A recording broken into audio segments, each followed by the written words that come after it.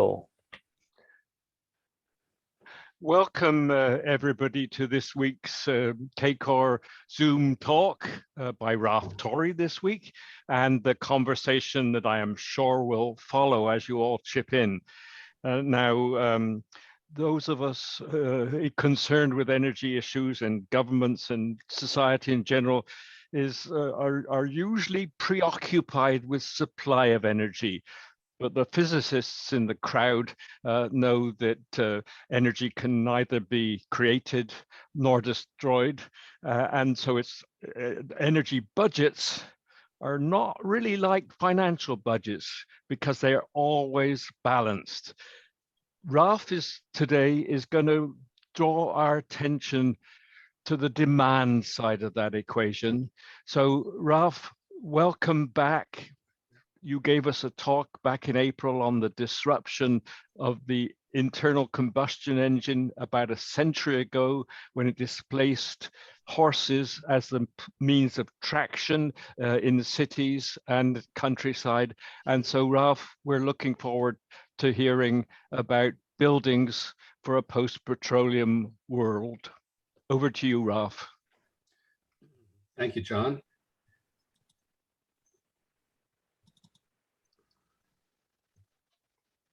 How's that, Art? Are you seeing the title slide?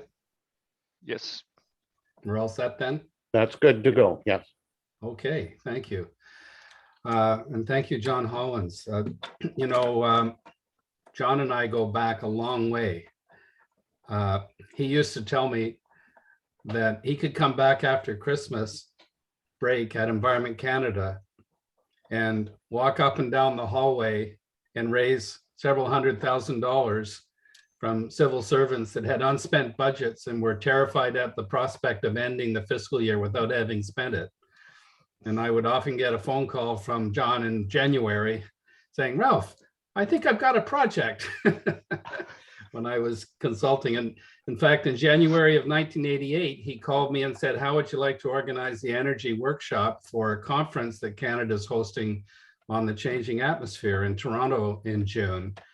And of course, I jumped at the opportunity, and John and I and Jose Goldenberg and a few others were able to spend several months in advance of that Toronto conference, hand-picking the people we wanted to have in the room for the discussion about the target and drafting that initial Toronto target in advance of the meeting, so that by the time we sat down in Toronto, we had already a long way towards a consensus in the room. So in many ways, the whole history of climate target and the GHG target setting started with a phone call from John Hollins to me back in January of 1988, because that Toronto target ended up being the first such target in a long and checkered history of GHG reduction targets. So today I'm going to talk about buildings, and it's such a luxury to have a chance to actually go a little bit deeper than I normally do. Yesterday, Brendan Haley, my co-worker on this project, and I, and my co-author of the report, presented to the Green Building Council of Canada, and we had 9 minutes. And, it's an 80-page report. We spent a year working on it. So today I'm going to go a little deeper. I'll try not to overextend my welcome, but I am going to take advantage of the longer time that the Club of Rome affords its presenters to go a little bit deeper than just touching on the highlights. The context is that what you see in this graph is the historical pattern of greenhouse gas emissions in Canada dating back to 1926, which is as far back as I've really been able to reliably reconstruct the curve. And it cuts off around the early 2000s. Sorry about that. If it was brought up to date, you would see that it's leveled off, but it has not really started down the steep trajectory that will be necessary to get to the scientifically determined targets that will help us move back from the brink of complete destabilization of the climate ecosystem. But it's the big pattern that this picture presents that's important. It's the complete reversal of momentum and inertia in the energy, or at least the energy commodity system, that would be required in order to achieve the targets that are basically scientifically imperative at this point. When we first were presented with the prospects of this, we really didn't know, at least most people didn't really know. Hunter Lovins is on the line, so some people knew, but most people weren't too sure what the pathway would look like. That's changed. We don't have a detailed roadmap, but there are a number of essential pillars of the transition away from fossil fuels that have come into focus in the last 10 years or so of research. Always at the top of the list is efficiency in the use of fuel and electricity. It must double and then redouble again. This is a foundational element of any viable strategy to a low carbon sustainable energy system. Another pillar, which is at this point universally shared as a finding of people who are thinking through what this transition might look like, is that there will be a significant increase in the role of electricity in heat markets and in mobility markets, both of which it has only, it's had virtually no, very, very little role in mobility markets in the past, and only a very variable role when it comes to providing heat, generally turned to only when either there was an abundance of hydroelectricity or where there was no other alternative for getting away from OPEC oil. Only there will you see significant dependence on electricity through resistance heating technology in the heat market. That's changing.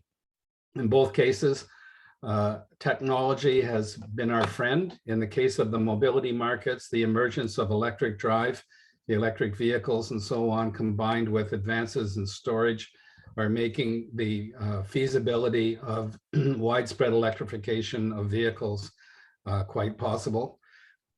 Something that when we first started doing these kinds of scenarios in the 1980s, for me, we were reluctant to turn too heavily to the electric car. And now we do so without hesitation. And in the heat markets, we've discovered that, through the wonders of thermodynamics, you can use electricity to pump latent heat out of the atmosphere and into buildings and other applications, essentially providing, concentrating solar energy from the ambient atmosphere and moving it to where we need it at the temperatures that we need it. So in both cases, highly efficient applications of electricity are opening up the heat and mobility markets to electrification in a way that wasn't clearly feasible when I first started out 30 years ago. Finally, along with this electrification, obviously must come the decarbonization of the electricity supply itself. This is already achieved in some jurisdictions. Here in Canada, there are a number of provinces that have very close to zero emissions from their electricity, and we have others that are among the highest emitting electricity jurisdictions with still very strong reliance on coal. In those provinces, the transition away from fossil fuel electricity needs to happen. And in those provinces that are already relying on zero carbon electricity, they need to find a way to keep it low, while at the same time, these electrification trends are moving forward that I was just referring to. And there's some very good news on that front, I think, that tends to run counter to the arm-waving arguments that one often hears, that electrification is necessarily going to blow the grid sky high. Not necessarily the case. Not likely to be the case in my view. And finally, and I put this in italics because there's quite a bit more disagreement over what the role of advanced biofuels and hydrogen may or may not be in these low carbon futures. Traditionally, their role has been larger than it is in recent years, as people realize electricity is going to be able to move in to light vehicles, for example, an area which at one time was considered to be a target for biofuels, methanol originally, and then later ethanol, as being the way that people envisage getting off fossil fuels, and that's changing. But nevertheless, and you'll see this in the Committee on Climate Choices here in Canada, there is a continuing, I would say, majority opinion, if not strong consensus, that over the long term, there will be a need for some of the difficult to electrify sectors, very high temperature industrial processes, for example, that don't lend themselves to process and changes in electrification, and long distance transport, which is problematic in some ways for electrification at this stage in the game, possibly being niche targets for hydrogen and advanced biofuels. So that's going to be an ongoing focus of development, research and development. But in terms of the next 10 years, it's all about efficiency, electrification of mobility and heat markets, and decarbonization of the electricity supply. That's what we can do right now in the 2020s to bend the curve. And finally, even if you do all of these things, even if you improve efficiency, electrify everything you can, and decarbonize the electricity supply, and find a way to have a reasonable contribution from these more advanced hydrogen and biofuel vectors, even then, if we are going to have to depend very heavily on innovation, not just in energy technologies or energy commodity technologies, but in the whole way that we use energy services in the provision of underlying human amenity. And this is huge. If you look back in history in any of the OECD countries and look at why the ratio of fuel and electricity consumption to dollar of GDP has gone down so dramatically, and in Canada, it's way down from where it was 30 years ago. Half or more of the explanation for that decline has nothing to do with the fact that the efficiency of fuel and electricity got better. It has everything to do with society evolving in a direction where it was able to create wealth and amenity and economic activity with a smaller role for energy services in the first place. I suppose the internet is the poster child for this point, but there's many, many other examples where we're able to get access to the things that we actually care about, which is being comfortable, being secure, being healthy, being self-realized in ways that don't require as much heat and artificial light and so on, and other energy services as used to be the case. So with that introduction, let me turn now, excuse me, to the particular topic of today's presentation, which is this work that Brendan Haley at Efficiency Canada and I did over the course of a year ending up this past summer. It actually got started in the spring of 2020 when Corporate Knights asked me to sketch out what a post-pandemic economic recovery for Canada might look like. And one of the main pillars of that strategy was a retrofit and electrification of the nation's building stock. Efficiency Canada then asked if we could take that national model and develop a province by province version of it with a lot more detail on the buildings by type and by vintage. And I went to work in doing that over the past year and worked with Brendan on thinking through what it would take to actually achieve the very high, very widespread and very deep levels of building retrofits that were envisaged in this admittedly audacious undertaking. So first of all, a few pictures of what the building stock looks like in Canada. Excuse me. These are our residential buildings. You can see the concentration in the middle in Ontario and Quebec, where the population concentration is in this country. You can also see that the pattern between single family detached, single family attached, so that, you know, the townhouses and row houses and duplexes and so on, and finally apartments is more or less the same across the country, with the interesting exception of Quebec, where there's a more European pattern of architecture, which leads to a relatively smaller role, at least historically, for the single family dwelling in the overall mix. So that's what the floor area of the residential sector looks like. It's about 9 million buildings altogether. represented here. You'll sometimes hear people say there's 14 million. They're conflating dwellings with buildings. Many of the dwellings are actually apartment units and buildings with many units. So the actual number of buildings is more like 9 million. On top of that, there's probably around 750,000 commercial and institutional buildings in Canada. Here again is a breakdown of the floor area by building type and by province, with Atlantic Canada as shown instead of the individual provinces, because that's all the data will support. And again, it's interesting to note that if you the pattern of office buildings to retail buildings, to education, to hospitals that you get as you march from the back towards the front of this chart reveals the fact that those four types of buildings, the offices, the stores, the schools, and the hospitals, taken together account for the vast majority of commercial and institutional floor space in Canada. The gray bar along the front of the graph represents all of the other buildings, the theaters, the warehouses,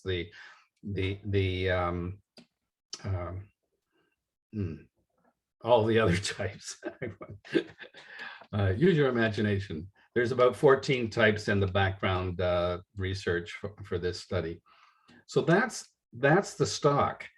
For those of you who prefer digital information, here are a few numbers, again, to help provide the context for the challenge we're facing.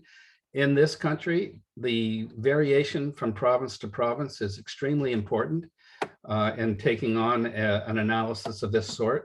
What you see represented in this chart then are 5 what I thought were rather interesting and important indicators to keep in mind when thinking about this. The first column shows that the contribution that the buildings make in each province to total greenhouse gas emissions.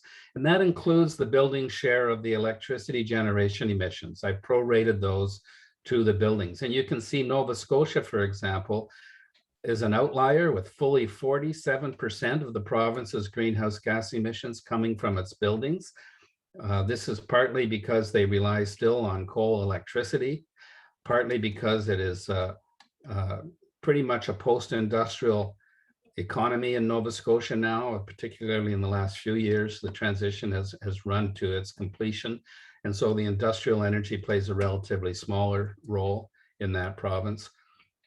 On the other extreme, you have Alberta and Saskatchewan, where buildings contribute only 15 or 16% of the GHG pie, not because they've got clean electricity, on the contrary, but because they still have very, very large emissions from their oil and gas and energy intensive industrial production sectors.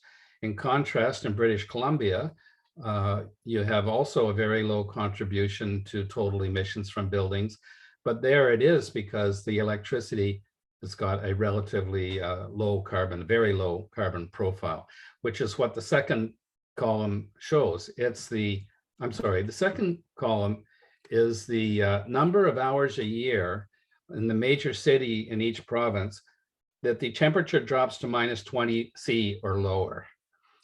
I use that number because the modern cold climate heat pumps maintain coefficients of performance of 200%, of 2.0 at -20 C. There's a common misconception that cold climate heat pumps somehow stop working when it gets cold outside. There are issues that have to do with the effectiveness of cold climate or any heat pump in an energy efficient building, but it's not because they suddenly become inefficient when it gets cold out. They gradually lose their efficiency, starting from around 3.5 at +5, dropping in a linear relationship with temperature to about 2.0 at -20 degrees, but it's still 2.0. It's still twice as efficient as a baseboard heater. And so I picked that number -20 because that's the threshold down to which you can still get good efficiency from cold climate heat pumps. And as you can see, it never gets that cold in British Columbia. If you live in Ontario, you probably think it gets that cold. Often it does not. It gets that cold 2 or 3 times a winter, usually in the middle of the night for 5 or 6 hours, and that's it. And this is, but of course, on the prairies, and you can see from Manitoba and Saskatchewan and a lesser extent Alberta, we have a significant number of hours per year where the outdoor temperature does get down into that range that presents challenges for the electrification scenario that are greater than they are in other parts of the country. We'll come back to that in a couple of minutes. The third column shows the variability that we have in the current carbon intensity of our siloed national electricity system with its very, very limited east-west transmission capability. So we have very, very low carbon content in the electricity in British Columbia, Manitoba, Quebec, Newfoundland, the provinces with very large amounts of hydropower relative to their demand and consumption. In Alberta and Saskatchewan, still significant reliance on coal. Also in Nova Scotia, in all three provinces, very strong efforts to bring that number down in the years ahead with commitments to getting the coal basically out of those systems by the year 2030. Won't get the fossil fuels all out, but it will bring the emission intensity of the grids in those laggard provinces, if you want to call them that, down below 500, 450 grams per kilowatt hour, which brings them into the range where heat pumps are a better option than burning fuel directly to heat buildings. That's why I'm dwelling on that point a little bit. The fourth column is the share that electricity provides of all of the building energy use province by province. And you can see in Quebec, for example, where we have 69% of the building energy use is coming from electricity. They're heating their buildings with baseboard heaters. We will look back on baseboard heaters and electric resistance technology with horror from the future and wondering how we could have taken something as precious and as versatile as electricity and basically wasted in such a incredibly profligate way. And I'll come back to this theme as well. And the importance of converting our electric resistance technology to more advanced heat pump technology is a critical keystone component of a successful strategy for decarbonizing the building sector. And finally, in the final column, you can see the share that electricity provides of total greenhouse gas emissions from the buildings. And you can see, in spite of the fact that Quebec relies on 69% on electricity for all of the energy in its buildings, that electricity only contributes 1% of the emissions from those buildings in Quebec, because it's all hydro. On the other hand, you can look at a province, again, Nova Scotia being the poster child for this, where half of the energy used in their buildings is electricity. They don't have natural gas. Well, they do in Halifax, but it's limited even there. And so 73% of the emissions from their buildings are related to the electricity that's coming in. Some very quickly, and by the way, there's a lot of information on some of these charts. I know that these decks get circulated after the fact, and that at least some of you may want to pore over them in at a little bit more leisurely pace than is possible this afternoon. So I have included them deliberately, realizing full well that it may be a little frustrating for those of you who would like me to pause on some of these slides. I'm just not going to be able to do that without taking too much time. But we're going to circulate all of these after the fact. So here you have, for the residential dwellings, province by province, 2 bars for each province. The one on the left represents energy use per household for dwellings in that province. And the bar on the right represents greenhouse gas emissions per household for that province, as measured on the right-hand axis. The red or light red represents fuel, and the blue or light blue represents electricity. So you can see the relative relationships, which were telegraphed in the table I had up just before this slide, where you have a province like Quebec, for example, where a huge percentage of its energy use in its buildings is coming from electricity, as represented by that light blue bar on the left-hand, light blue component of the left-hand bar for Quebec. But when you look at where the emissions come from, there's no blue component. It's all coming from the fuel use because the electricity is essentially carbon-free. Again, using Nova Scotia just to illustrate the opposite situation in some ways, or at least a very different situation. You have a balance in the left-hand bar of fuel and electricity, providing about 50% of the total building energy each. But you can see the much greater contribution to total emissions coming from electricity and the absolutely much higher level of emissions per household from building energy use in Nova Scotia as well. Direct result of that dirty electricity, which they are relying on. Same chart for commercial buildings, similar patterns. The dependence on electricity in Quebec for commercial buildings is somewhat less than it is for residential buildings, where the baseboard electric resistance technology is ubiquitous. Much more natural gas in the commercial building sector. This chart, again, I'm starting to maybe be a little bit repetitive, but I'm trying to sort of instill some of the patterns that matter when we tackle the question of retrofit strategy for the country. So again, what you're seeing here, the green represents the share of that buildings are contributing to greenhouse gas emissions in each province. The light green beside it represents the share that buildings contribute to total energy use in the province. And then the dark blue represents the share that electricity contributes to total building emissions, and the light blue, the share that electricity represents as a percent of total building energy use. And again, you can see the very different relationships, but they do tend to fall into some interesting groups. For BC, Manitoba, and I've grouped them this way instead of the traditional geographical west to east that you see in the other graphs.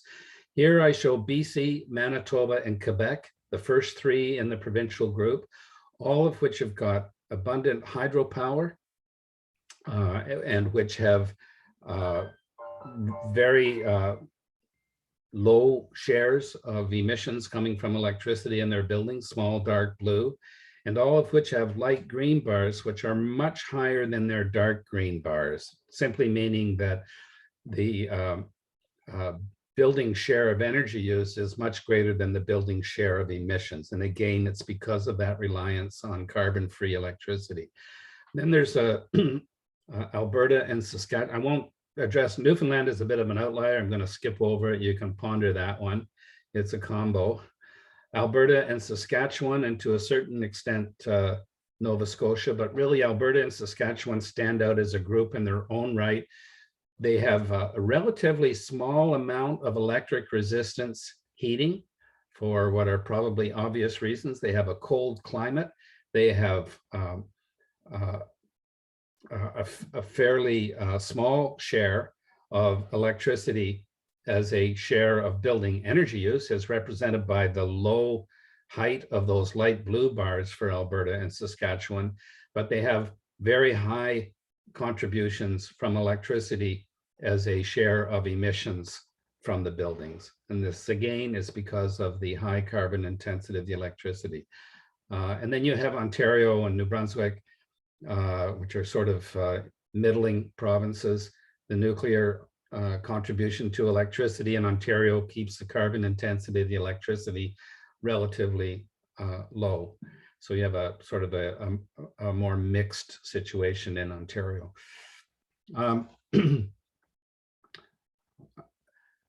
By the numbers, this is important, especially in view of how expensive it's going to be to make the capital investments necessary to do the deep retrofits in our buildings. The replacement costs, and these are billions that you're looking at, the replacement cost conservatively estimated of those 9.8 million buildings that I mentioned is somewhere in the range of $8 trillion. In fact, it's almost certainly higher than that. And that doesn't count the land costs. That's just based on current construction costs per square meter, what the replacement value of our buildings would be. That's a sort of, this is what the asset is worth. You know, by comparison, the Canadian economy is around $2 trillion a year in its total output. So our buildings are one of our major assets in this country. And you'll see this in any rich country if you travel the world. The buildings look pretty good. And a lot has been spent on them, a lot has been invested in them, and they are worth a fortune. In terms of our annual expenditures, this is something that many people find surprising, but the amount of money that Canadians currently spend renovating the existing buildings, I'm not talking about capital investments in new, which are about equal to these numbers. I'm just talking about capital investment in renovations, $80 billion a year, split about 60-20 between residential and commercial. That's right from the Statistics Canada tabulations. And it's based mainly on building permits. So you know how much goes on which is not covered by building permits. That's a conservative number.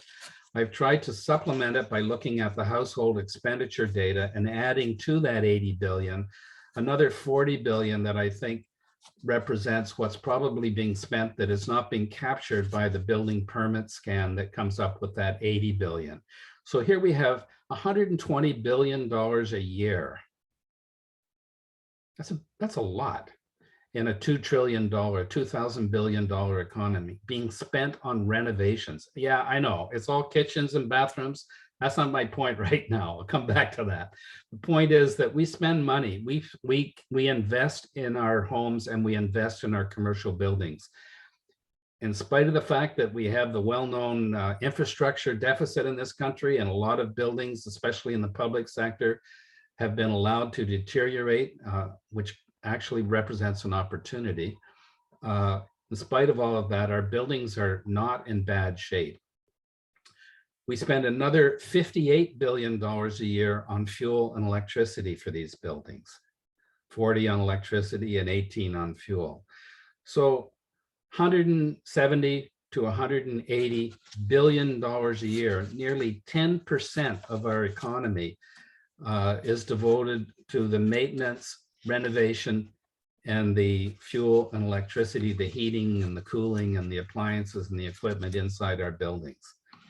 So keep that number in mind, $180 billion a year, year after year, right now, we're putting into our buildings.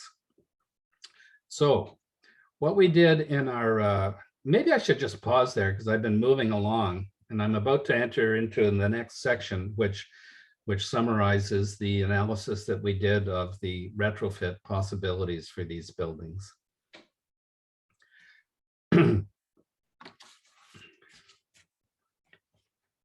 All right, I'm just going to keep plowing forward then. So this is what we basically did. We looked at, and keep in mind, you know, this is a little bit like a petroleum engineer or a geologist measuring the total size of a resource. I know we're not going to do 100% of these buildings. Some of them won't even be around in 2050 or 2030. And some of them, for other reasons, probably will be extremely difficult, if not impossible, to do. So it's a bit like looking at an oil field. We're just trying to assess the total size of the recoverable reserve, not what will practically be extracted, which we don't really know. But at this point, we're just trying to delineate the size of the resource. And as you can probably anticipate where I'm going, it's a supergiant. What we looked at is reducing the gross thermal output of the stock by 40 to 60%. And it varies. This was analyzed by province, by type, by vintage. But to give you an example, for an older single family dwelling in Ontario, right now it's probably using about 170 kilowatt hours per square meter. We would bring that down to 70 kilowatt hours. So about a 60% drop through the application of a thermal retrofit, a deep thermal retrofit.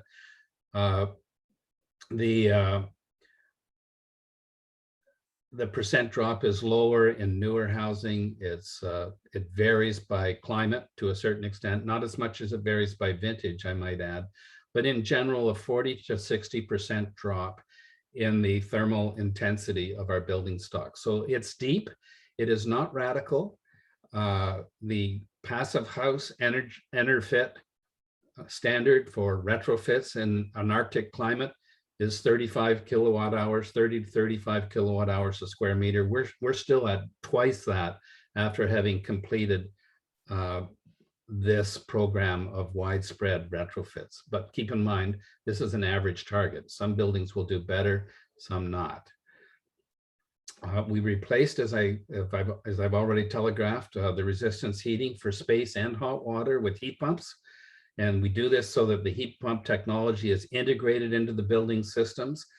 I can't emphasize enough the importance of these building retrofits being done in a whole building approach, where the electrification, the design and installation of the heat pumps, and the upgrading of the shell are all done in a coordinated fashion that results in the best cost option, the most cost-effective pathway, and it also results in the greatest improvement in the indoor comfort and quality of and health of the indoor environment. If you start putting heat pumps in leaky buildings, it does not end well. It's not good, doesn't end well for the grid. It doesn't end well for the building owner who has to pay for the electricity for these heat pumps to try and cope with that cold weather that comes here. And this comes back to the efficiency issue.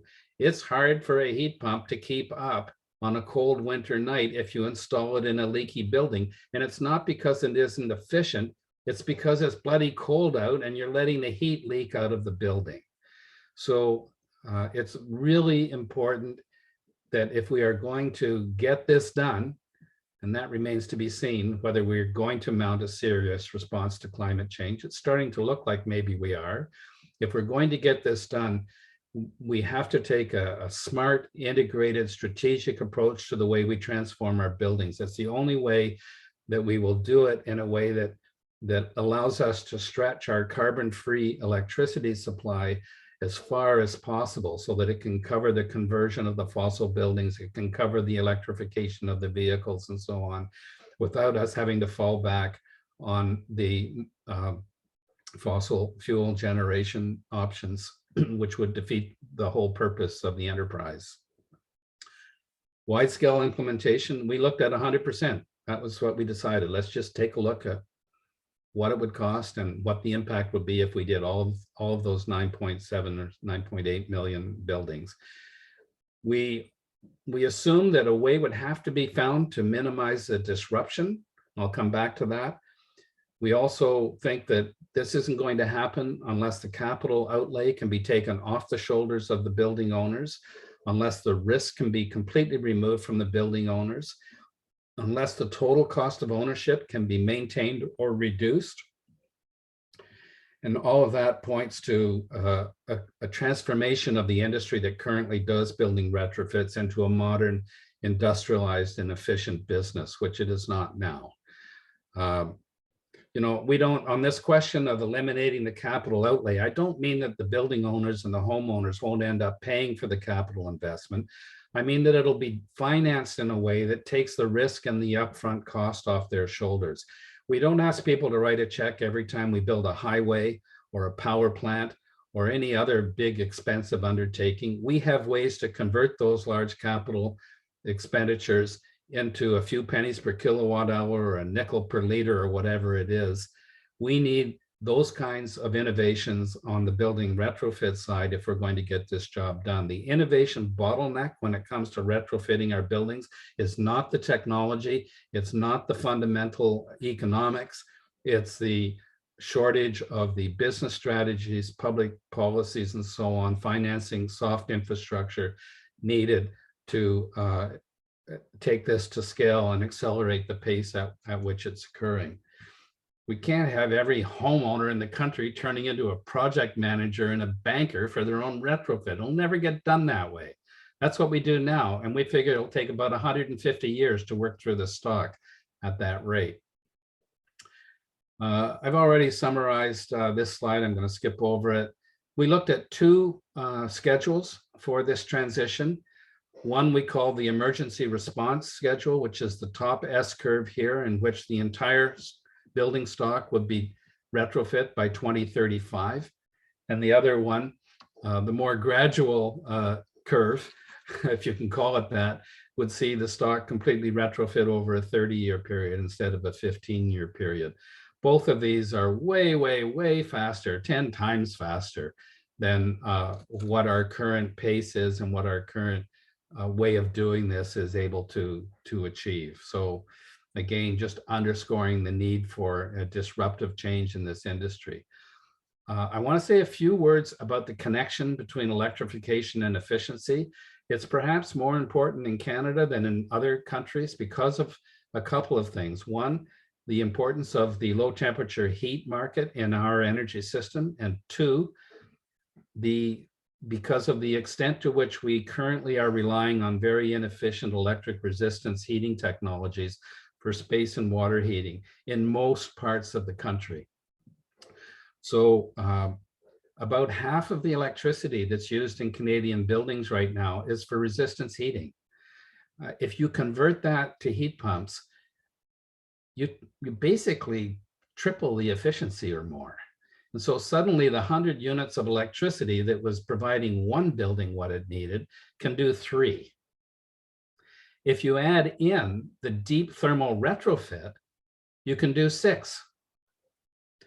And this actually makes it possible in this country on a national level and in most of the individual provinces. There are some exceptions, and unfortunately, it's in those provinces where there are other challenges in making this transition, Alberta and Saskatchewan in particular. But for Canada as a whole, and in most provinces, electrification of the building stock, and I mean converting all of the gas heated buildings to electric heat pump technology, combined with deep thermal retrofits, has the effect of reducing the total electricity consumption of the buildings. It's a completely counterintuitive result. We weren't really expecting it when we started out, but it's incredibly good news. And at the same time that we were doing this study, I was involved in a fairly large simulation, actually in partnership with the Rocky Mountain Institute, where we looked at the federal government's buildings in the Ottawa-Gatineau area, cold city, and a pathway to decarbonizing those buildings, most of which are heated with natural gas. And there again, we found that after the transition to an all-electric approach to those buildings, and I'm not talking about the ones on the district energy system, that's a completely different kettle of fish. But for the natural gas heated buildings, electricity consumption in aggregate was lower when we were finished than it was when we started, by about 20%. It wasn't even close. So we have the potential in Canada, as far as we can tell, to actually free up electricity by converting to electricity. So the Zen Buddhists in the crowd can contemplate that one this evening when you're meditating. It's actually quite a fascinating technical result, and we're seeing it corroborated more and more as the data and the analysis starts to come in. And on a national, on a national basis, it's about 50 terawatt hours, which is a lot. I mean, that's enough to power 10 million personal electric vehicles. Here's a little bit more of a picture for how this counterintuitive results comes about, with a hypothetical neighborhood with 4 houses represented on the top. The blue houses are heated with natural gas. The black house is heated with resistance heating for space and water heating. They all have a car. They all use the same amount of electricity for lights and appliances. They all use the same amount for the gasoline for their car. And the total emissions for these 4 households, if the grid is at 100 grams per kilowatt hour, is about 45 tons of CO2 per year.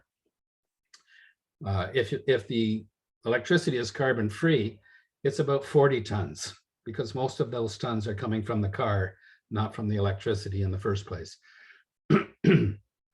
Now, look what happens if we, first of all, convert the houses to bring their heat requirements down from 115 gigajoules to 60 gigajoules. So a deep, but not a radical thermal retrofit.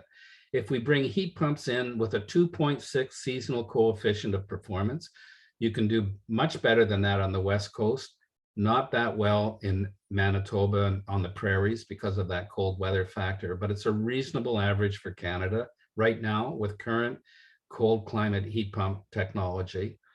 And if we assume a modest improvement in lights and appliance efficiency, which frankly is probably just going to happen whether we try or not. And if we then add electric vehicles, replace all of those 4 cars with electric vehicles at 20 kilowatt hours per 100 kilometers. And if 2 of the homes put on a relatively modest 4,000 kilowatt hour a year solar system, and I've got one on my roof that produces 4,000. It's a pretty small system, so there's nothing particularly radical about that. Maybe it's too much to think half the houses in the neighborhood could achieve it, but half the roof space facing south could be. Point is that the total grid electricity after you finish doing all of this is 8 gigajoules lower than it was when you started, and yet now there's no natural gas and no gasoline left in the system. And as for greenhouse gas emissions, in a grid that's still up at 100 grams per kilowatt hour, which is not a very low carbon grid, you have 5 tons left, and you started with 45. If the grid is carbon free, then you basically have a completely decarbonized neighborhood after this transformation. So that's a little bit of a picture of a hypothetical neighborhood that illustrates the principle I'm talking about with regard to how electrification can actually reduce total electricity use when it's combined with building upgrades, thermal upgrades. The importance of this in the Canadian context is illustrated by this slide. On that top bar chart in this slide, the gray bars represent the current carbon intensity of the provincial grids. And you can see Nova Scotia, Saskatchewan, and Alberta up around that 200 grams per megajoule, which is like, I suppose, 600 or 700 grams per kilowatt hour. It's pretty dirty. You can see the hydro provinces barely showing up, and similarly for Ontario. And then Prince Edward, New Brunswick, sort of in that intermediate zone with their mixed grids. The red bar that's drawn across this chart at around the 175 gram per megajoule zone, that represents the level at which you're better off heating a building with a heat pump that's powered by electricity from a grid than you are by burning gas directly in the house. So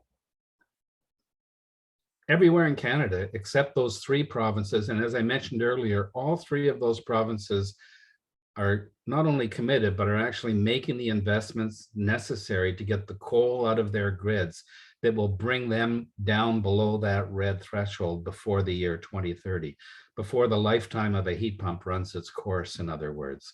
So we have a situation, and this is relevant in the current Ontario debate over the future of gas plants. I have to bite my tongue with my environmentalist friends who concentrate on, let's get the gas plants out of the electric grid as our top priority. And I'm thinking, we need to get the gas out of the buildings. I would rather 10 years from now have the residual problem of how do I phase out a half a dozen gas-fired power plants that we used in the 2020s while we were converting the buildings off of gas, than to have the residual problem of how do I get rid of 4 million gas heated gas furnaces distributed throughout the province. It seems to me that's a more urgent and immediate priority if our goal is a long-term transition to a decarbonized building stock. We may have to live with the fact that some heat pump heated buildings will be getting their electricity from a grid that's not zero carbon, but it doesn't have to be zero carbon before you come out well ahead of the game. That's what this chart is intended to show. I'm going to, I'm really beating this horse quite a bit to make a reference to my last Club of Rome presentation, where we talked about how badly the urban horses were treated. But here you can see how this plays out province by province, and you can see the percent change in electricity use after retrofitting all of the existing houses, the percent change in the electricity use of those buildings after retrofitting all of them. And you will end up using more electricity in Alberta and Saskatchewan than you started out with. Emissions will still be down for the reason I mentioned with the previous slide. That's not the issue, but in terms of the total consumption of electricity from those buildings, it will go down in every province except those two. Ontario, it's a bit of a wash. In Quebec, it's 45% because of all of that resistance heating that I mentioned earlier. 2/3 or actually more like 75% or more of which can be freed up for other applications by getting off that old archaic resistance technology. So this is the this is where we ended up with in terms of the electricity and fuel use of the buildings in Canada. The pair of bars on the left shows the residential and commercial energy use. This is just energy for now. I'll show the emissions in a moment. Energy use that we started out with these buildings, and the two bars on the right show the energy use of the buildings after the program was implemented, the scenario was implemented. You can see it's all electric at that point. The red is gone, and the electric bars that are left are smaller than the ones that we started with in the pair of bars that on the left-hand side. Once again, illustrating this finding that we can reduce aggregate electricity consumption from our buildings even while we electrify the fossil heated buildings. Costs.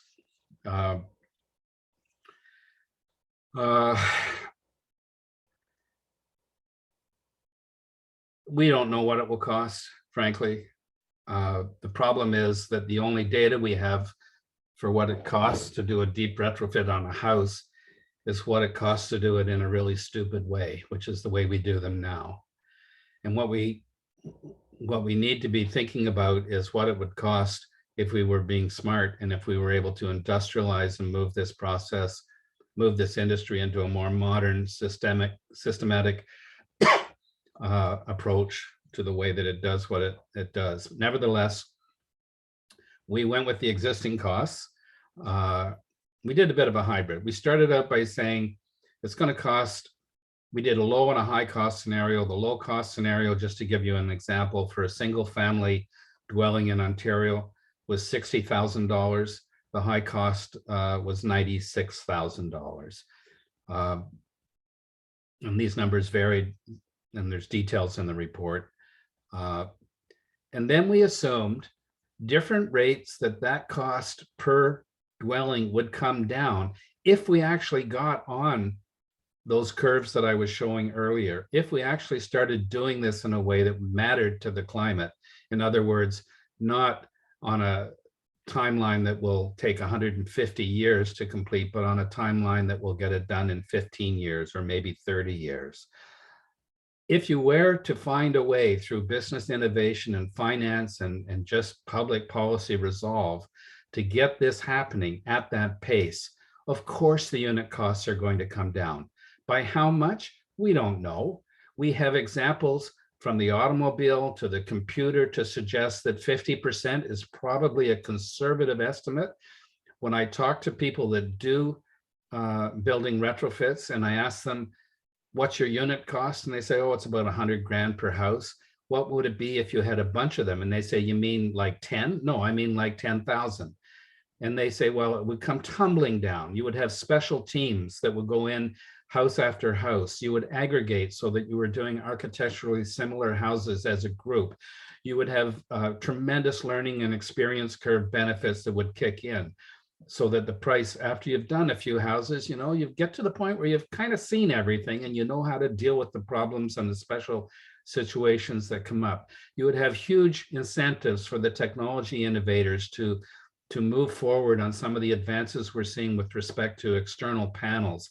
And really interesting one I heard about when we were working on this is the use of drones to go out and take the very precise laser measurements that are required using laser technology of buildings in order to manufacture prefabricated external insulation panels that can be brought to the house or to the building and fit with fraction of a millimeter precision. If you can do that kind of measuring and design work with drones, you can move much faster and much cheaper than if you've got a couple of people with a step ladder and some handheld devices trying to get an accurate reading of the shape and the contour of the house. So there's lots of innovation going on. Nevertheless, assuming the costs that I mentioned a moment ago, this is about a $600 billion to $1 trillion capital investment, 400 to 650 billion in present value. What I'm showing in the bottom right then is if you, and by the way, that's 20 to 40 billion dollars a year sort of thing. And if you hearken back to that earlier slide that I had up that outlined how much we already spend every year on our buildings, 180 billion, then yeah, it's $1 trillion. But you know what? In the next 10 years, we will spend $1.8 trillion on our buildings under a business as usual scenario of renovation costs and energy expenditures. So it's not a small number, but it's in the same ballpark as what we already routinely invest in and spend on our buildings. The chart in the bottom right corner is an indication of a present value calculation.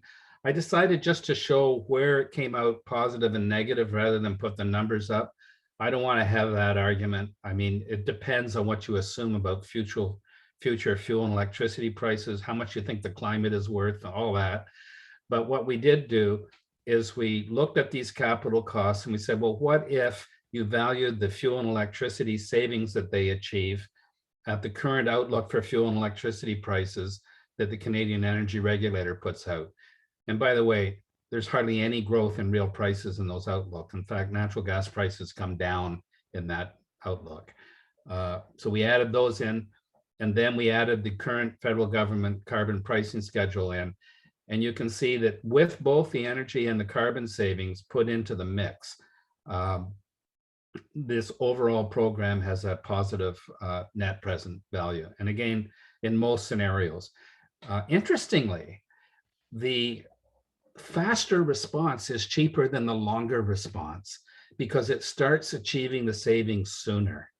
And that was an interesting outcome of this whole financial analysis, that if we can get this going on that faster of the two S curves I showed, so that we can start realizing the carbon and energy savings sooner rather than later, then the overall economic viability of the investment program is better than if we do it slowly. And I wasn't trying to come up with that result. I wasn't expecting it, but it fell out of the numbers when we crunched them.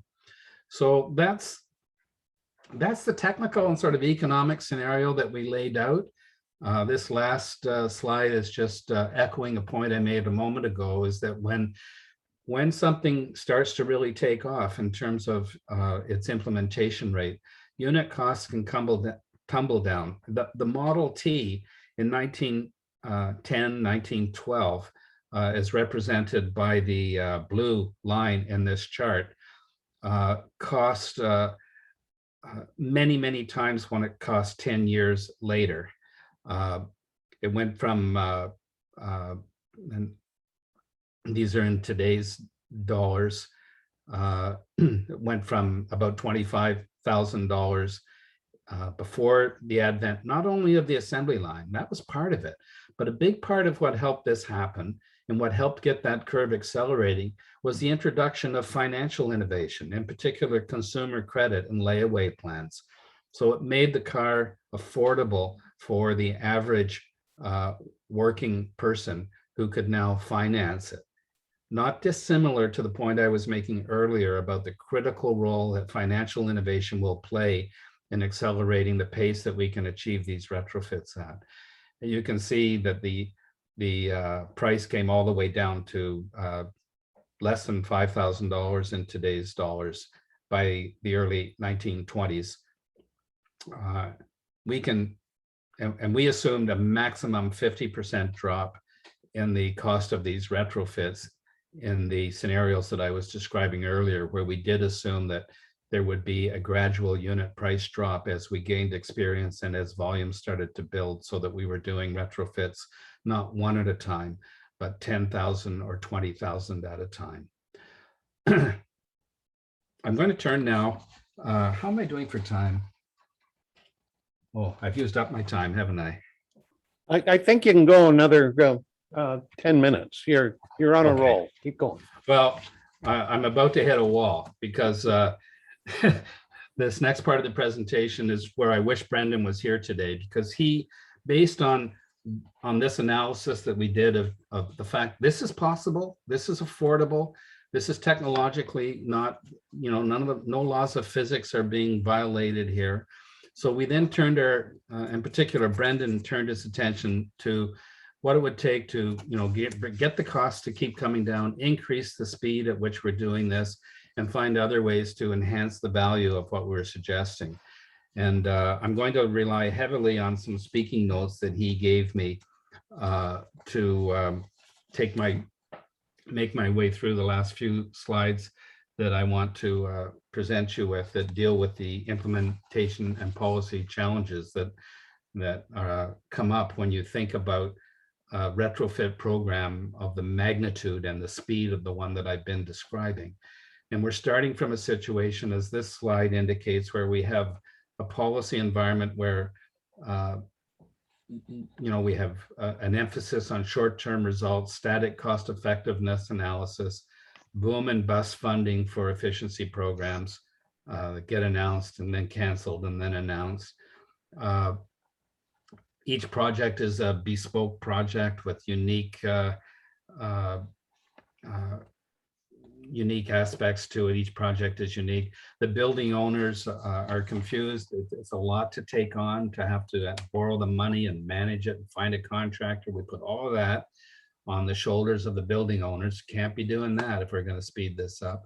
And the supply chains are very segmented and probably totally incapable right now of responding to the kind of pace of retrofit that we were talking about. We need to stretch and transform our policies and markets if we're going to meet the retrofit goal. And some of the potential for innovation, integrated project delivery. I won't go into this, but it's all the rage in the commercial building sector now, where you engage everybody very early on in the design and delivery and accountability for results in the project. Prefabrication, obviously, an incredibly important technological advance. We have much to thank Canada was a leader in this field once upon a time, but we've given up, I think, a lot of our leadership position. The passive house, which is now associated with Germany, was actually a Canadian invention, as some of you may recall, thanks to the Saskatchewan Research Council and the National Research Council building programs in the 1970s.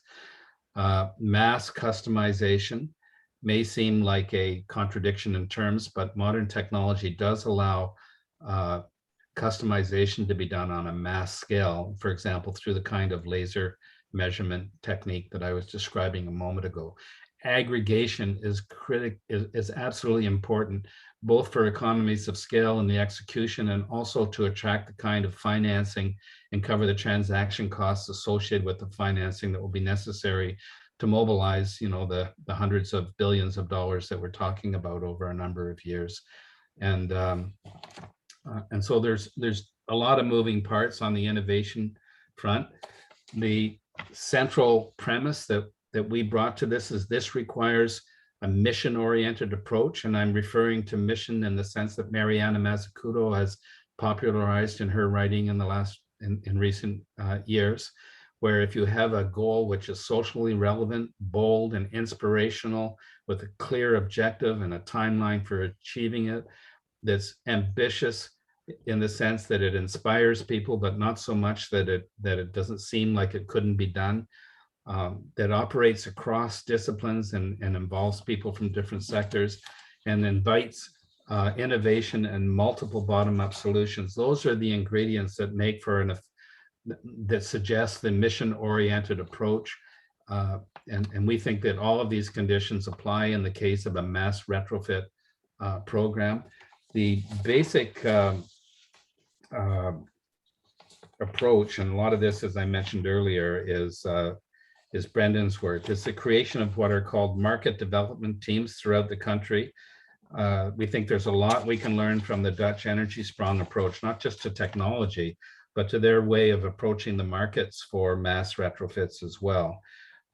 With on-the-ground organizations that are focused on how they can reshape the market in their area, so they're not just delivering on one project.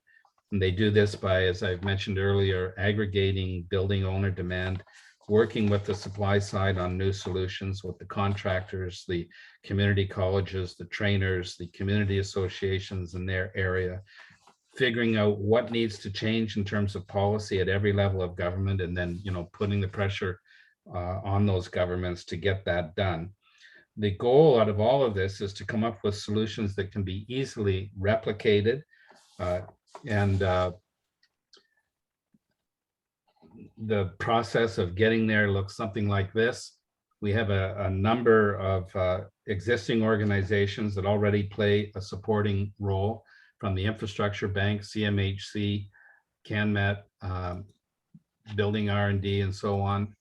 When we bring in a retrofit mission leader to create and fund market development teams, as I was describing earlier, that bring together the construction companies, the community organizations, the building owners, the contractors, the municipalities.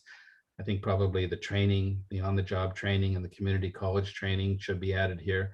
In other words, you convene the stakeholders, you convene the marketplace, but you encourage innovation to get this done in many different ways. You'll get a lot of different solutions that will come out of an approach that finances this kind of innovation across the country. Some of them will fail, some of them will succeed. Those are the ones that you then will select for scaling up, financing, and aggregation. And eventually, this gets us to the pace of change that would be required to get on the curves that we were showing earlier. So just to summarize, and I would recommend, I can't do justice to Brendan's thinking on this, I'm sorry, but the report has a much more articulate description of the approach that we set out, that he set out there. Just to summarize, technologically feasible, fundamentally economic to retrofit and electrify the building stock to a much deeper level and on a much wider scale than is being contemplated in current climate policy and planning. We have to do this for any effective flattening of the emission curve. We have to do this. So in that sense, it's not so much an option or an alternative as it is something that we have to figure out how to do in the most efficient and cost-effective way possible. This is going to mean transformation, both to business strategies and financing innovations. And the way we've been doing this today, they've got obviously things we can learn, but it's limited. We need a fresh approach. A few other interesting observations. It really highlighted the importance of improving interprovincial transmission of electricity when we saw the extent to which we have carbon challenged provinces right next door to provinces in Canada that have a surplus of zero carbon electricity. And there's no logical path forward that doesn't include trying to improve east-west trade in electricity in this country. As far as natural gas is concerned, I've already made this point, I won't repeat it. And finally, the data that we need to really do this is very poor. You know, and I think when I was a kid, my dad used to work right next door to Energy Mines and Resources, as it was called then. It was probably even had a name before that. And the Geological Survey of Canada. We spent a fortune figuring out where the oil and gas was, how much was there, what was the quality of it, how could we get at it. We don't have that when it comes to these transition resources like the retrofit resource. We spend almost nothing. We don't even know how many buildings we have in this country. We really don't. You look at the census, you can find out how many households there are, but that's not the same thing. That's not a structure. And so we have, never mind, details about the shape that it's in, because you really want to triage this as you move it forward. You want to make sure you're doing the buildings that will give you the best and quickest emission and financial return first.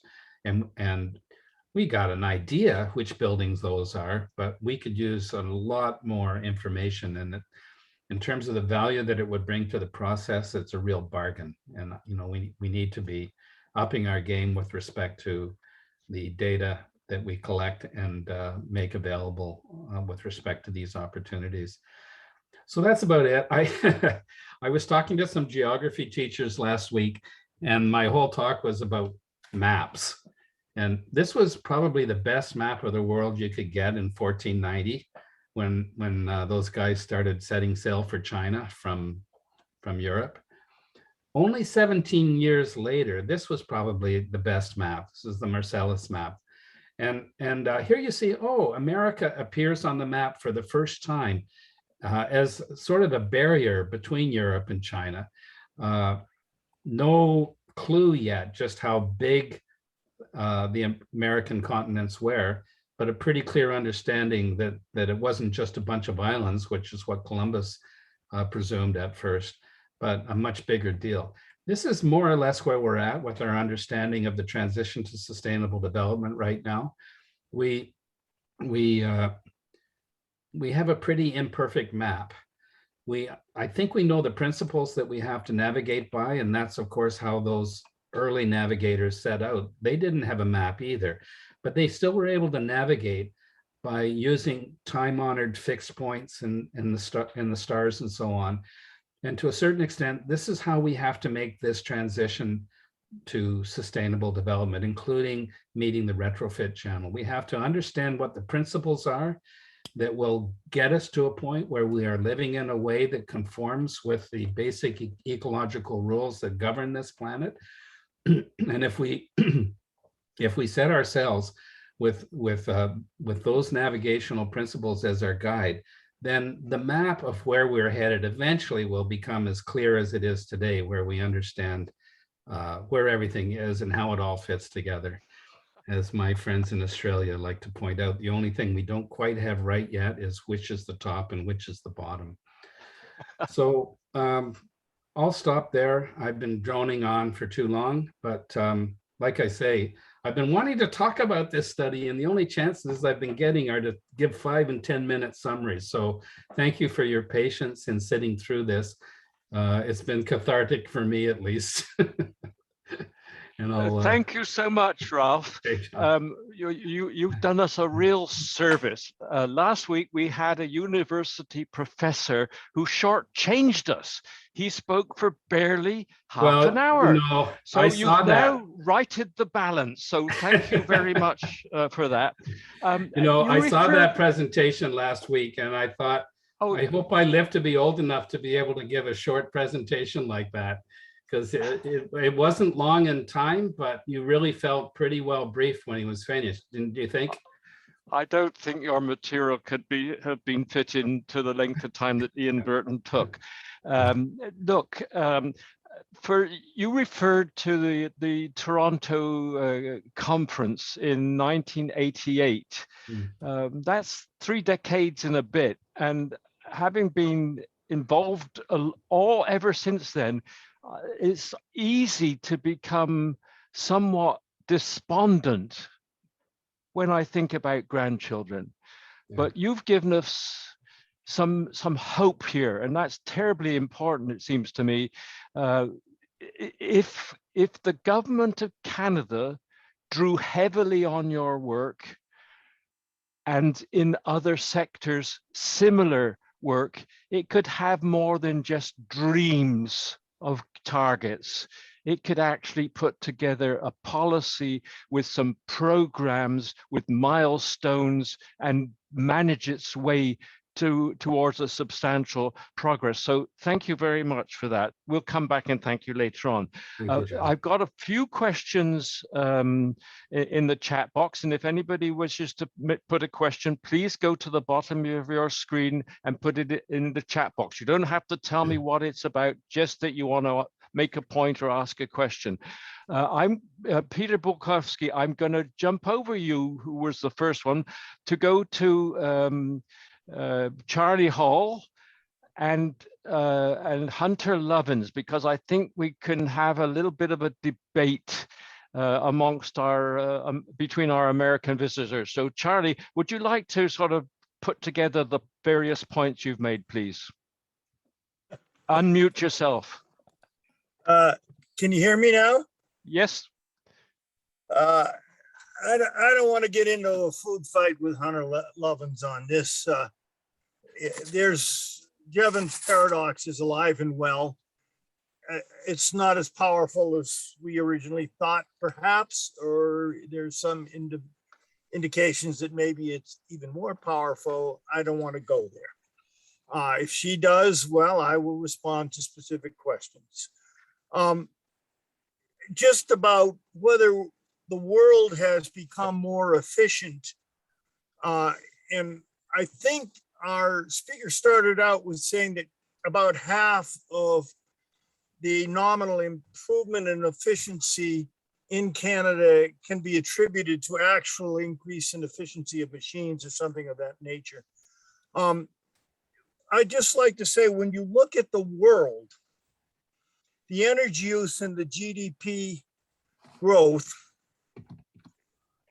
whatever GDP means, continue to be much more tightly linked than they are for example, the United States and I assume Canada. And well, of course, I don't know what it's like in Canada, but we get all of our stuff from China. And so we've moved our manufacturing still overseas to some large degree. And if you look at shadow statistics and there's other such analyses out there, they indicate that the government, they think, and I'm not saying yay or nay, I don't know, deliberately underestimates inflation, because you got to realize that the GDP estimates year by year have to be corrected for inflation if you're going to compare them. And if the inflation correction is not 100% perfect, which of course it's not, and even more, as shadow statistics says, if they are deliberately downplaying that, then much of the nominal improvement of efficiency in the United States goes away. Now, I don't know what's right, and I don't want to argue that this is right or not right. I'm just saying that both Jevons paradox and our ability to increase efficiency are something I don't understand very well at this time. I believe the debate is alive, and I think about it a lot. And I'll leave it. Well, what can I say? I'm an ecologist. I'm all for improving efficiency. I hope we can do it. I just want to make damn sure it's really done. And there are lots of examples that I find which are I perceive to be greenwashing. Hunter, fire away. Thank Hunt. Following Hunter Lovins, I'm going to turn to Peter Bulkowski.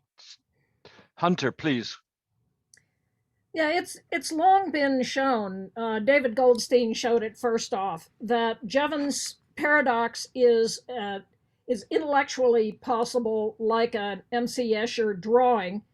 In engineering reality, it doesn't work that way. Once you have insulated a building, you're not going to run your heater ever more just because you now have saved some money, and so you're going to blow it on the electricity. And to You say blow it on something else. maybe and maybe not. Now, to say that people's desire to consume is what is the problem, fine. But you can clearly cut the energy use of buildings, of cars, of the energy using sector. Now, the debate about consumption and how much people want to spend is a whole different debate. Don't constrain energy efficiency because people may spend money on something else. Totally different debate. Similarly, you put in a much more efficient air conditioner. You're not going to run the air conditioner ever more because you now have a few pennies saved from running a more efficient air conditioner.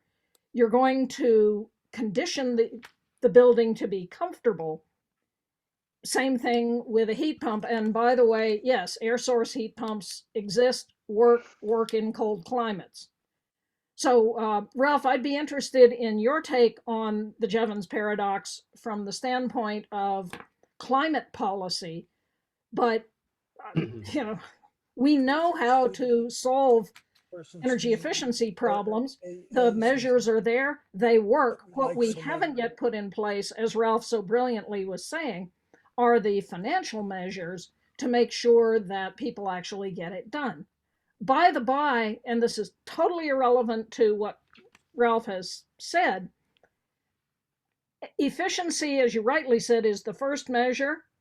Renewables and fuel switching, going more to electricity, is the second measure. I would add into your calculation regenerative agriculture, because we know how to take vast amounts of carbon out of the air, put it back in the soil through things like regenerative grazing. And this may be something you can offer to folk in Alberta who, are fairly committed to digging up and burning fossil carbon. Start paying them to take ambient carbon out of the air, put it back into their soils. Oh, by the way, it'll also dramatically improve the profitability of their agriculture. Over. And Ralph, great to see you again. I love it. Ralph, please. Yeah, I mean, much greater minds than I have tackled the Jevons paradox, which I'd never even understood why it's called a paradox, never mind how it gets the attention that it does. But I think it's important to realize that when fuel and electricity are used more efficiently, energy consumption is lower than it would be if they weren't used more efficiently. I mean, that's just a fact. And so it's never, whatever one's position on the rebound effect might be, it's never a good thing to walk away from an improvement in efficiency. But on the question of the rebound effect, which is really what this conversation is touching on, the so-called tendency of people to wash their clothes more, I guess, if they get a more efficient electric washer or something. Economists have a bad habit of taking words from physics like elasticity and rebound effect and applying them to correlative relationships that they've seen in the world in order to try and impute causality where they have not established it. If you want to establish causality, for example, that houses got bigger in Canada because they got more efficient, you would have to interview the purchasers and get them to agree that the reason they decided to get a big house was because it was more efficient than a smaller one. I mean, it's just, it beggars belief that that this would, that you would be successful in verifying your hypothesis on that particular example. There are going to be exceptions, but the rule generally is that when efficiency is improved in energy use goes down.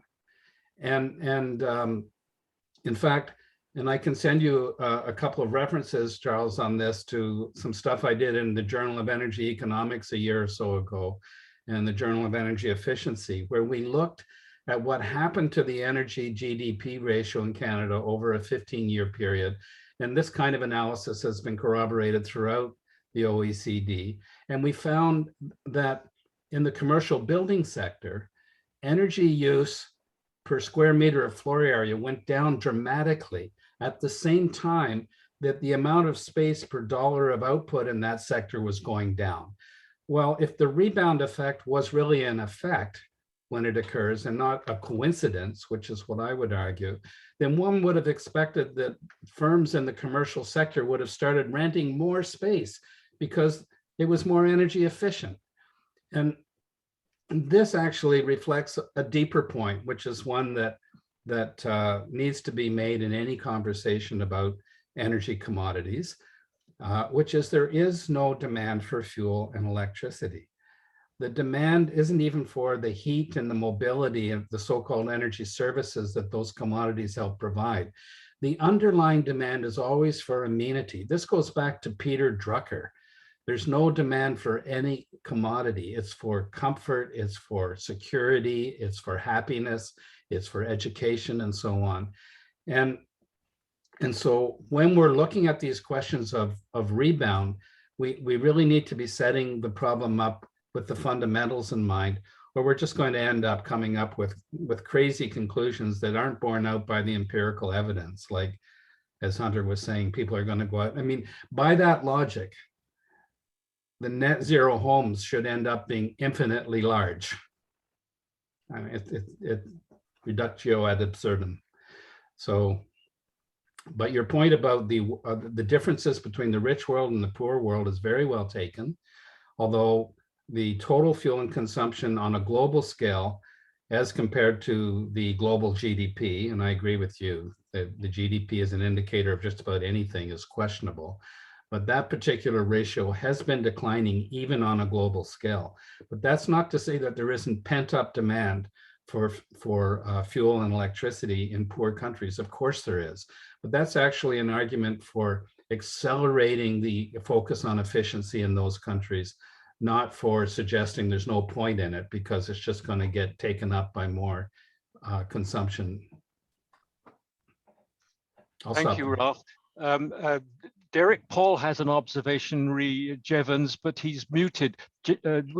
Derek, would you like to unmute yourself and come in on this theme? Yes, I would, but I had another question which I thought was more relevant. All I was going to say about the Jevons theorem is that it's only valid because of the stupid economic system that we have in place. Once you change to an ecological economy, which includes all of the things that we've heard of today from Hunter Lovin's practice, plus a lot more. Her description is excellent, but there's a lot more to it. Once you change the economic system in the way it has to be changed anyway, the Jevons theorem will be forgotten. Thank you, Derek. Peter Bulkowski, you're up. And following Peter, I will be turning to John Meyer. Ralph, first of all, I'd like to challenge your example of a decline in cost. The decline in cost of something like the automobile, a brand new automobile coming off of an assembly line process is very different than the retrofit of 10 million different buildings. Every house on my street is unique. So they were all built at the same time, but retrofitting them, each and every one has a different layout, some small differences, some large differences. Your retrofit costs are not going to come down the same way as an assembly line manufacturing of a new product. Beyond that, in terms of the economics in your study, which I obviously haven't had a chance to read, You deal a lot with heat pumps as the miracle cure. What sort of lifetimes and what sort of maintenance costs go into those, because they're a lot more expensive, aside from the problem of retrofitting in a home, which requires a rebuild of the ducting system as well as the heat pump. But what sort of lifetime and maintenance, annual maintenance costs plus replacement costs did you put into that versus the cost of a medium efficiency or a high efficiency gas furnace? Well, I think we used a 20-year amortization on the capital cost of the heat pumps. I think on the maintenance costs, we didn't do a separate calculation. There's no reason to think that they would be more expensive than the current maintenance burden associated with combustion technologies.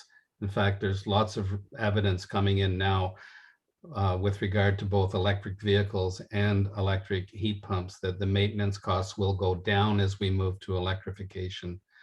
There's nothing worse than combustion for driving up maintenance costs. It's a messy, dirty, energy intensive process. You know, doing anything by creating little explosions in contained spaces, you're going to have maintenance issues. So I think the maintenance argument is an argument for moving off fossil fuels, not for sticking with them. That's not the evidence. I'm not sure what, I mean, as far as whether or not retrofit costs will come down, we just have to agree to disagree there. Let's see what happens. But I think if you were to ask a group of car makers in 1910, whether it would be possible to bring the price of a car down, they would have said, no, everyone is a unique project, because that's the way they were built back then. They didn't see into the possibilities of how the production of the car could be systemized. And that was the genius of Henry Ford and some of the people he borrowed ideas from. And I think what you're not seeing with respect to retrofits, you're looking at how they're different from the car. What we need to do is look at where are the parallel opportunities for industrialization, especially when you bring to bear modern technology, which is capable of customizing on a mass scale, much the way the automobile industry is now capable of customizing individual cars, even while it continues to mass produce them. Thank you. We can do that. John Meyer, please make your point. I'll make it quick. Ralph, nice to see that you didn't kick gas plants to the curb. I think they're the only way to come up with an energy source, electrical energy source that will integrate well with the variability of renewables. My question is on heat pumps, and I'm sorry I came to this discussion late. But if you seem to be talking about air source heat pumps, but ground source to me is the way to go. Geothermal is the only way this country is going to get on to fully renewable energy, in my mind. And once you do go to ground source and geothermal storage, including using solar hot water, the COPs can be 3 or 4 times the level of an air source heat pump. So we can become much more efficient using ground source geothermal than air source heat pumps. Do you have a comment on that? No, I don't really have too much to say about that. There's no question that the ground source heat pumps have the higher coefficients of performance, although 4 times more than modern air source heat pump performance. Yeah, if you use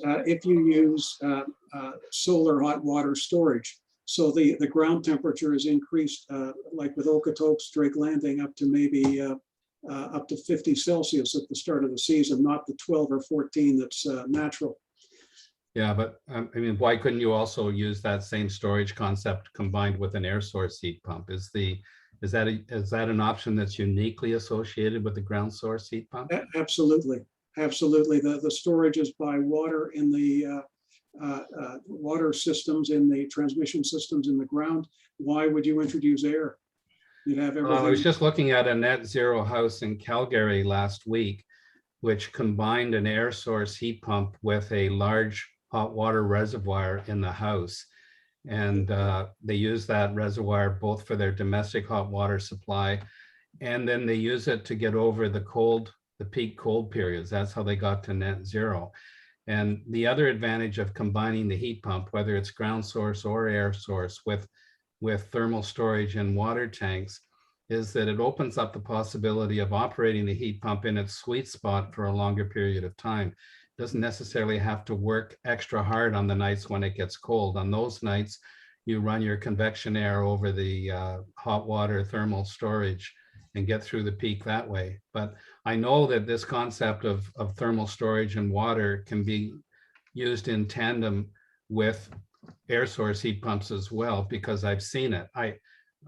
So I think if we're going to compare coefficients of performance of the two technologies, it probably should be based on a narrow definition of coefficient of performance, not on an overall system coefficient of performance, because that thermal option is available to the air source technology as well. Okay. Ralph, we have some real knowledge here, some empirical information on ground source. If our friend Art Hunter would like to just come in for a moment before I go to Dave. Art? Yeah, I just like to say that I've been running a ground source heat pump for this is my fourth winter, and I do happen to have soil conditions which permit me to trap water in the soil itself using later clay, because it does not let the water escape, and I can heat that up over the summer such that I can then extract that heat in the winter. And I do get some at least during the transition periods, I get some very high coefficients of performance in excess of 3 or 4 times over air to air. But that's a transition, and it drops off, of course, as the temperature starts dropping in the ground down towards 0 degrees C. But my base coefficient of performance when it's really quite cold, like in near the end of February, is I get a coefficient of performance of 4.2. Dave Doherty, please. Following Dave, I'll turn to Ted Manning. Thanks, John. A quick comment about heat pumps. I'm in a situation where I do want to do a retrofit, and I've talked to a number of contractors and basically been told it's not possible to do it on the piece of property that I own. I'd need more space, or I'd need to be able to go vertical, and I'm really close to the surface for the bedrock. The only thing that makes sense is to put in an air source heat pump. It's going to be somewhere in the neighborhood of 3 to 4 times less expensive. Slightly more expensive than putting in a new gas furnace. And one of the reasons that I'm considering making a switch right now is because I do have to put in a new furnace. The thing I've got is well in excess of 20 years old. So got to make a change, spend a few more bucks on an air source heat pump. Fine.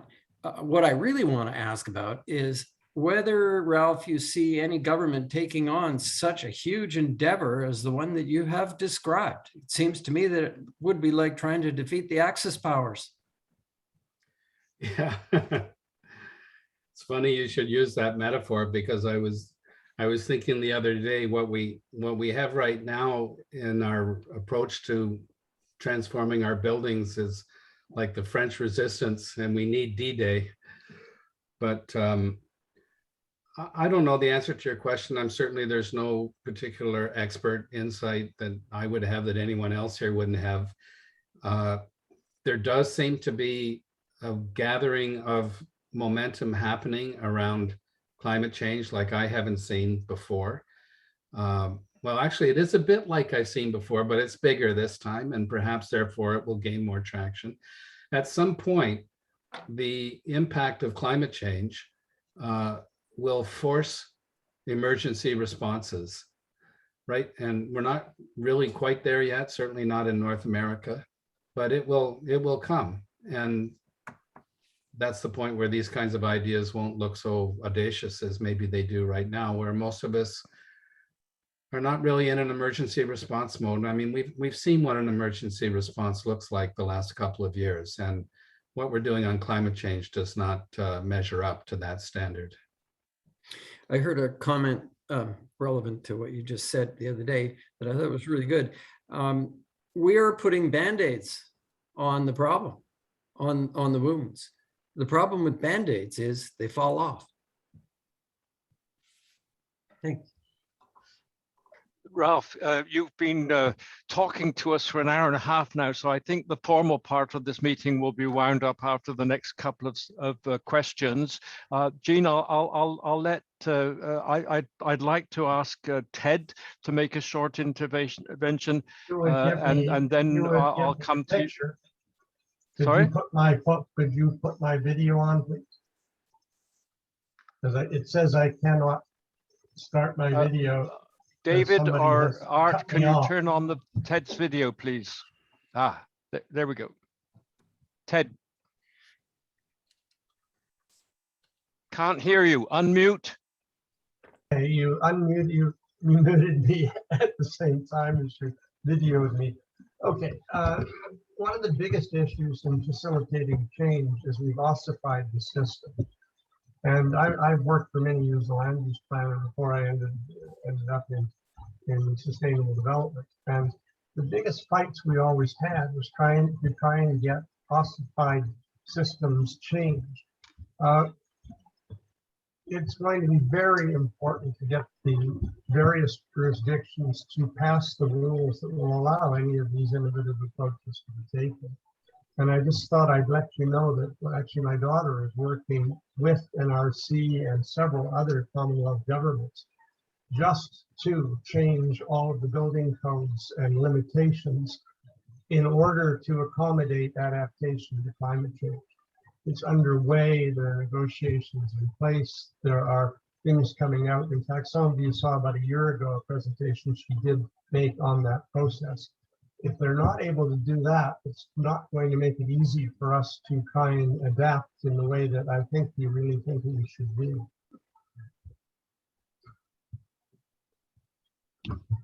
Ralph?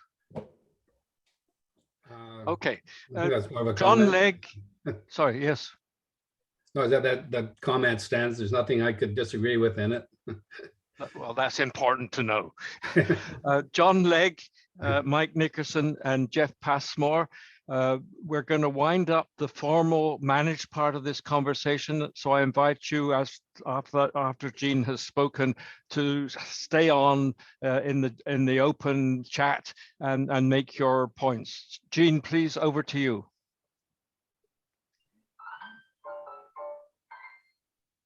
Unmute. Unmute, Jean. Unmute, Jean. Okay, sorry, I thought I had. Anyway, thank you very much, Ralph. That was an absolutely fabulous presentation. And for the first time in quite a while, gave some very positive possibilities for things that we could do into the future. I think that is just wonderful. And it also aligns very nicely with what the work that KCOR had done with respect to the first part of your presentation. Really, really nails down the work that KCOR did on the Pathways project, talking about what we could do. So I'm really grateful for what you've done and giving us some positive possibilities of how, in particular, individuals might be able to do something. I'd encourage everybody here who is online to actually look at the Canadian Association for the Club of Rome website so that you can see some of the work that we're trying to do. You can look at the Pathways project. You'll be able to look at this particular video when it goes online as well. And I would encourage everybody who's interested, if you would look at various parts of our website, especially under the events and articles and so on. On one side, you'll see Stay Informed, where you would be able to click on and register to be able to get the weekly updates of new things that have gone onto our website, because our website is being updated on a regular basis. It's not something to look at once a year. Also, if you're interested in becoming a member of KCOR, you can find all that information on our website as well. So I really appreciate what you've done today, Ralph. Thank you very, very much. And with that, I would like to say thank you everyone for coming, and I look forward to seeing you again soon.